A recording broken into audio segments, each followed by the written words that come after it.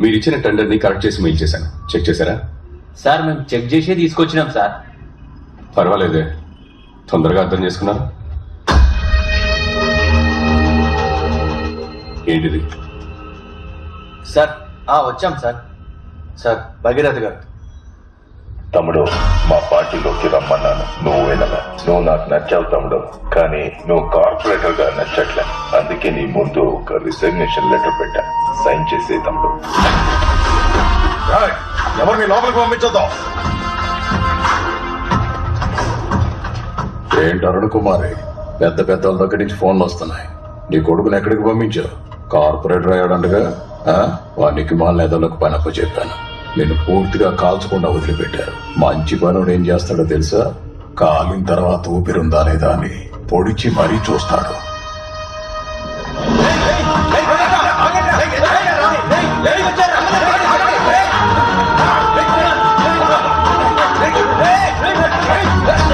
Phone వస్తుంది చూడు, lift చెయ్యి.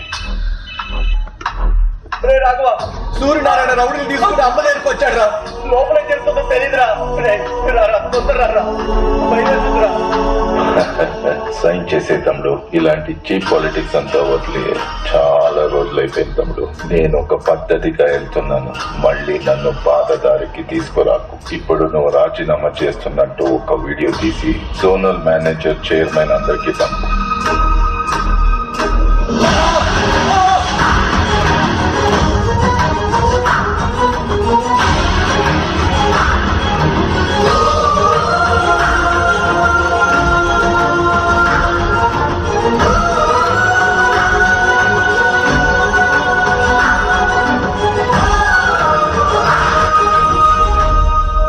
ఆడదానివై పుట్టేశావు.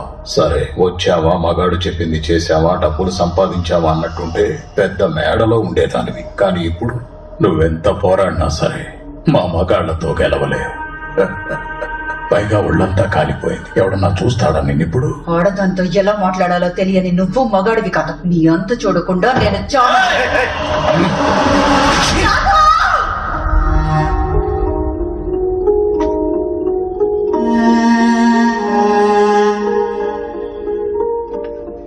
సైన్ పెట్టండి సార్.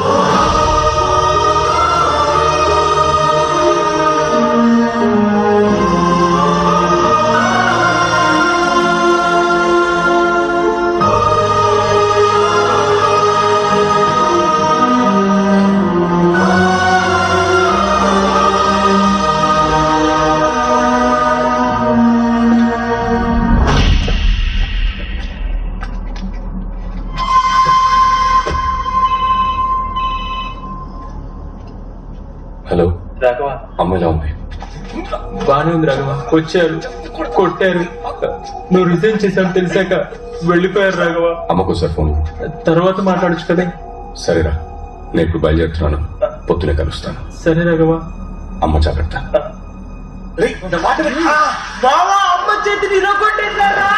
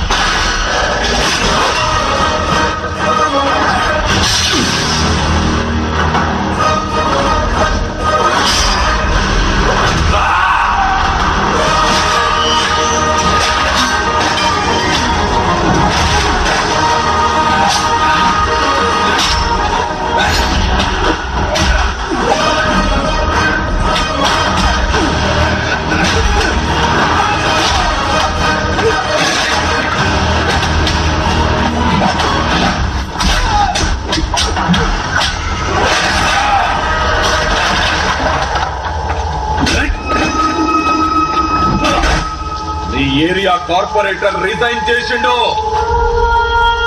ఇంకా ఈ ఏరియాలో మనదే హవా.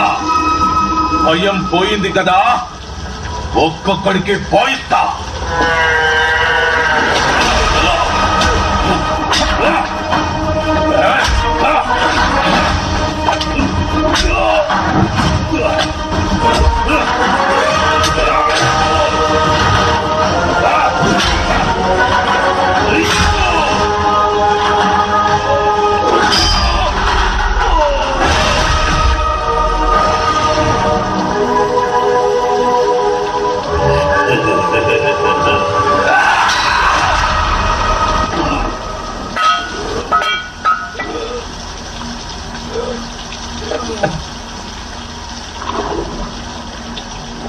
మమ్మల్ని అందరినీ వదిలేసి వెళ్ళిపోతావా బాబు?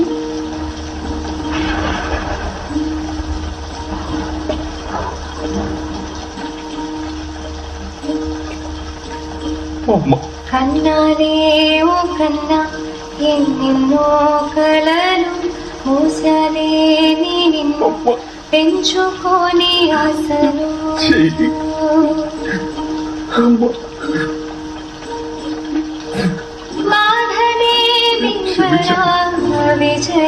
బాధనే నిన్నేను వెతుకు నీలో ఉంది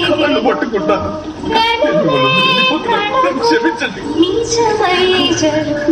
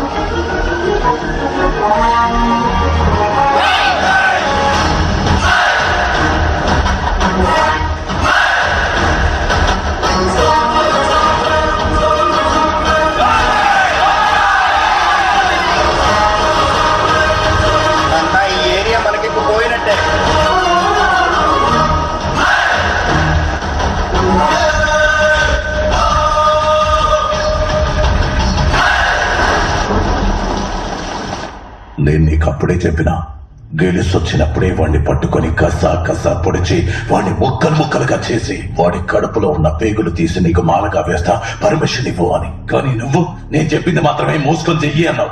ఏమైంది? వాడిని ఎందుకు టచ్ చేశావు? ఏం పీకడానికి టచ్ చేశావు? నన్ను అడగకుండా సిటీలో ఏది కదలకూడదని తెలీదా నీకు? రేయ్, నేను రాజకీయ నాయకుడినిరా. ఏది ఎప్పుడు చేయాలో నాకు బాగా తెలుసురా. నీకేం తెలుసురా రాజకీయం గురించి? నువ్వు ఆఫ్టర్ ఆల్ ఓ తుప్పు పట్టిన కత్తి పట్టుకునే రౌడీ ఎదవి. పోరా!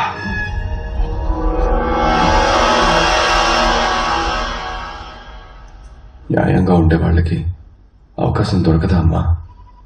తప్పు చేసేవాళ్లే సందర్భాన్ని అవకాశాన్ని వెలకట్టికొంటారు. కానీ ఎంత కష్టం వచ్చినా న్యాయంగా ఉన్న వాళ్ళకి అవకాశమే వెతుక్కుంటూ వస్తుంది. నాకు దొరికిన అవకాశమే నువ్వు. నీకు ఒక రోజు వస్తుంది.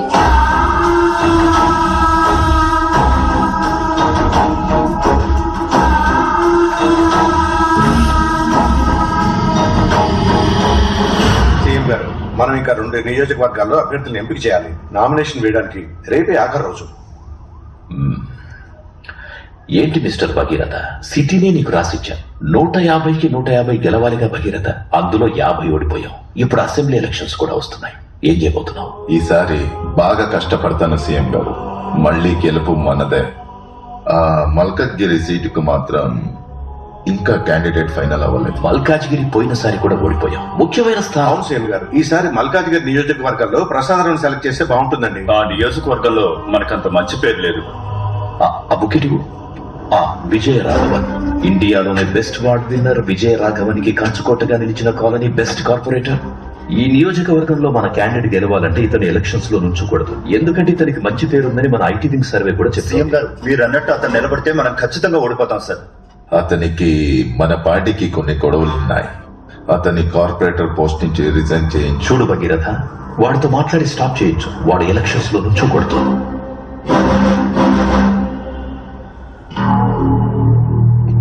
నేను కార్పొరేటర్ గా తప్పిస్తే పోయి ఎమ్మెల్యేగా నించుంటున్నావు.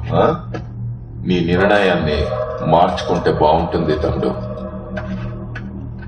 ఇదిగో జూబ్లీ హిల్స్ లో సన్ రైజ్ సన్సెట్ 2 కనిపించేలాగా ఒక విల్లా 6 కోట్లు. మీరు రెస్ట్ తీసుకోవడానికి శంషాబాద్ లో ఫామ్ హౌస్ 25 కోట్లు, ఇంకా 3 కోట్లు క్యాష్. మీ ఫ్యూచర్ కోసం ఒక చిన్న గిఫ్ట్. ఎలక్షన్ నుంచి తప్పుకో తమ్ముడు. నాకు తెలుసు నీ గురించి. నీ రక్తంలోనే ధర్మం, న్యాయం ఉన్నాయని. ఇంకా నువ్వు వాటిని లోపలే దాచుకుంటే నీ రక్తాన్ని కళ్ళ చూడాల్సి వస్తుంది. న్యాయంగా ఉండడం ఒక పెద్ద తప్పు. న్యాయంగా ఉండటం తప్పైతే ఆ తప్పు నేను మళ్ళీ మళ్ళీ చేస్తాను. నీ ధర్మము న్యాయము బయటికి పారబోతున్నాయి. ఇప్పుడు నేనెక్కడ ఎలక్షన్ లో నించోనని సంతకం పెట్టు. నేను చాలా హత్యలు చేసే విజయరాఘవన్, నీకు ఆప్షన్ లేదు. కుదరదు అని చెప్పావంటే మీ ఇద్దరిని, ఆల్రెడీ సగం కాలిపోయిన మీ అమ్మని, ముగ్గురిని నెక్స్ట్ 10 సెకండ్లో చంపేస్తాను. Sign this god paper and get out from the politics.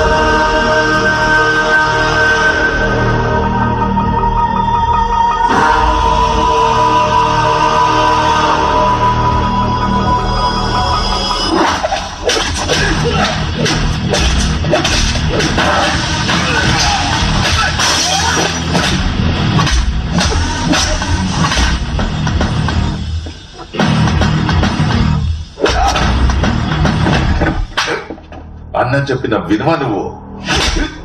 తమ్ముళ్ళు అంతేరా.